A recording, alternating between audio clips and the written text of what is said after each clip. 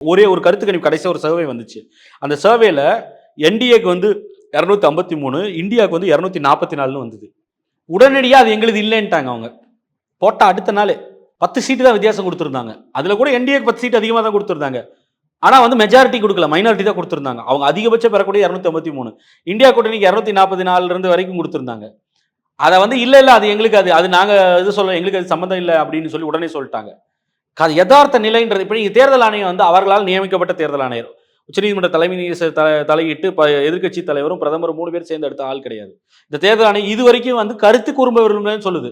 பச்சையா ஒருத்தர் மேடை ஏறி வெறுப்பு பிரச்சாரம் பண்ணிக்கிட்டு இருக்காரு.